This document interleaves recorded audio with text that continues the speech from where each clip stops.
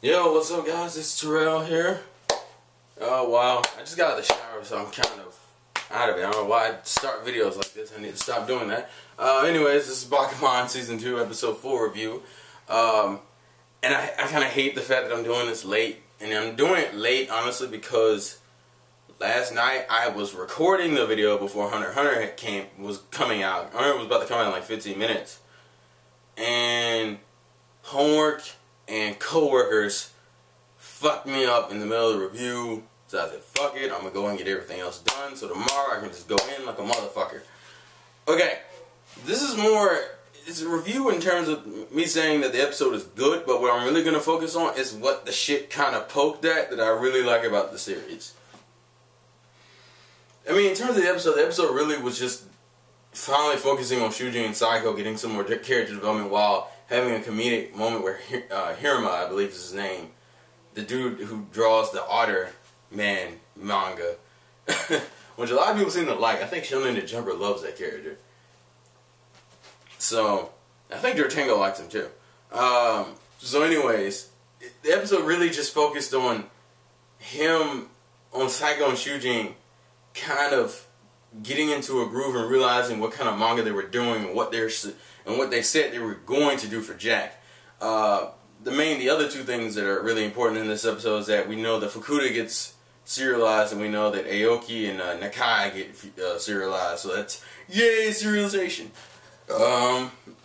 So that's cool.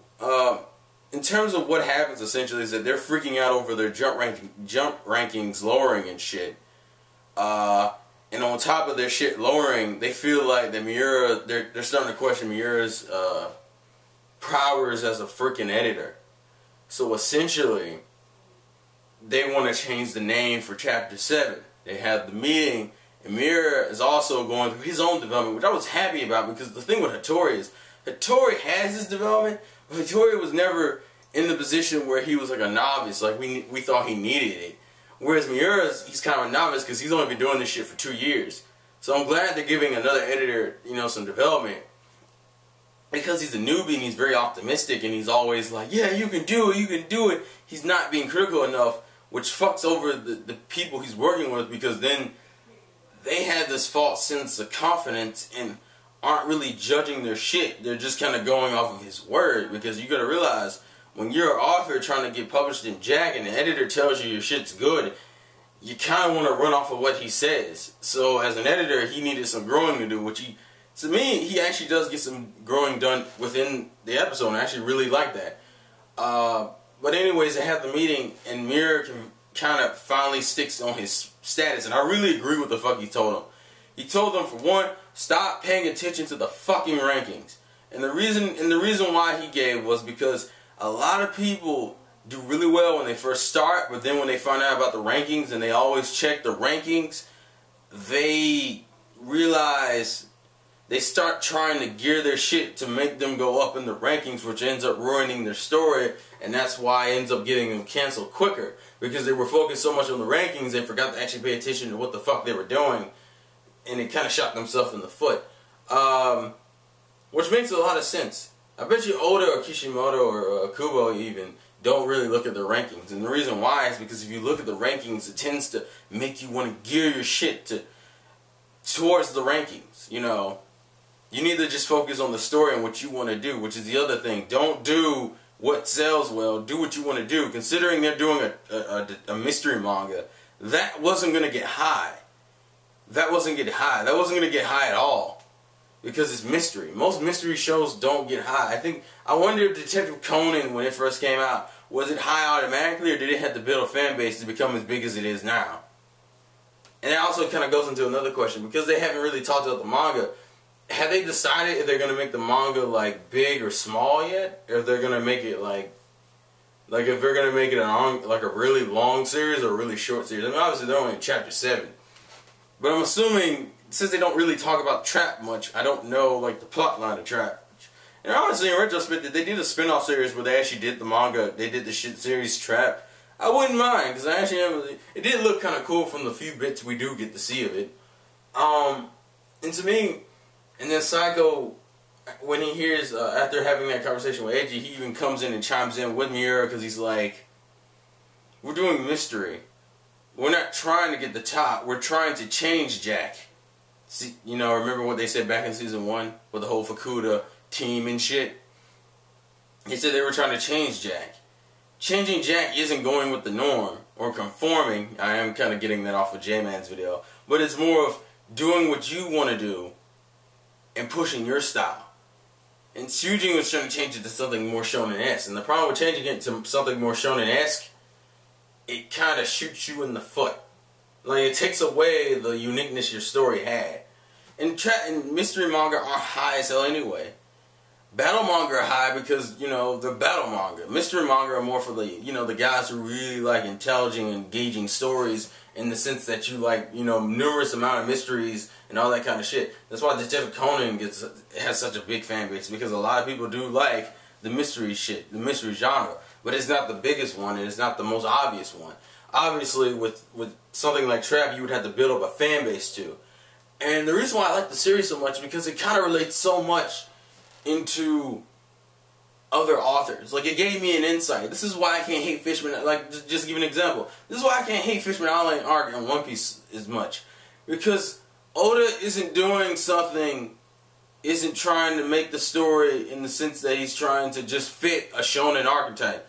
He's trying to make the story into something he wants it to. The thing is that I think what the whole purpose of this episode kind of showed, that you don't make this shit just to get paid or just to get high rankings. That's only part of it. You do this shit because you want to make a cool, engaging story that you want to finish and you want to tell. If there's a story you want to tell, you fucking tell the story.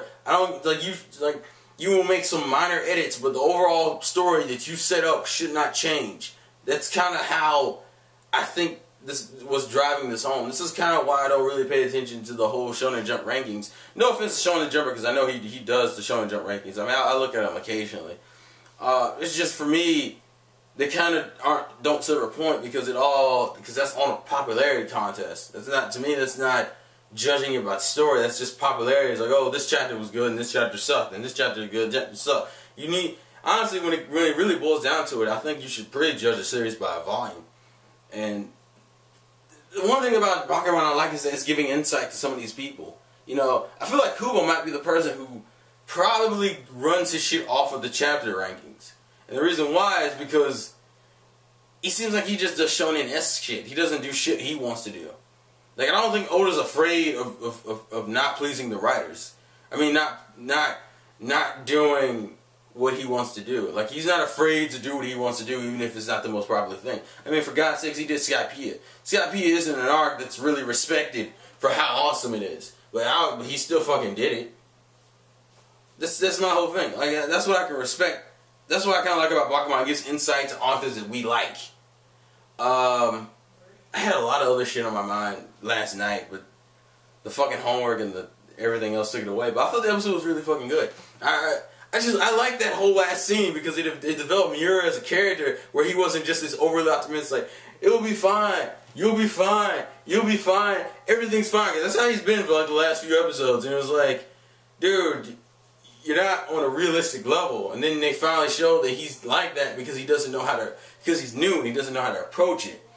But at least, even the statements he did make are based on that. And also, the thing they also brought up about the manga is that I bet you it would sell more as a volume than it does chapters. And the reason why is because Miura and Taika both say this, that their chapters are really worth, that Shujin's chapters are really worth rereading. That probably means that his story as a chapter is okay, but as rereading it is really fucking interesting. Because it's good enough where it's good enough where you read it like 3 or 4 times and you can still enjoy the shit out of it. That's the thing that the mystery manga always had over certain shonens, a lot of shonens actually, is that you could reread it or rewatch it and it still be good. And that's kind of what they need to go for. That's the reason why they're not going to get high chapter rankings, but their volumes will probably sell like a motherfucker. Because once you figure, like, when you read it as a volume, it's amazing. But as chapters, it's just like whatever. That's why I really would never, that's why I don't read bullshit stuff. Like, I don't read mystery stuff weekly. It doesn't come up. I mean, even the series that are popular now, none of those are mystery series. Most of those are shonens. You know, Reborn, Fairy Tail, and whatnot. And I am going a little bit in depth, and I'm sorry about that, but I really enjoyed this episode, period. I really enjoyed this episode, especially the ending. Especially that little conversation they had. That was really cool to me. But that was the episode review. Sorry if it ran on too long. Good fucking episode. I think episode 5 is more based around... Oh, God. I saw the preview, and I don't remember what was in the preview. I believe the preview is focusing on... I remember the name of it was Comedy and Love, so I think it's focusing on Eiji, Fukuda, and Nakai and Aoi because, Aoki, because, Fukuda and Nakai were Eiji's editors. I mean, not editors, assistants. And they can't do that because they are serialized. They're going to have their own set of assistants. So... Yay! Retrospect, now you see those little teams like Shujin and Saigo and Aoki and Nakai. I find it amazing that you have people like Ichiro Oda and Kishimoto, and even, what is Yu Yu Hakusho's? Yoshiro Toshigawa, I believe, who write and make the story for their own shit, because it seems like a lot of work.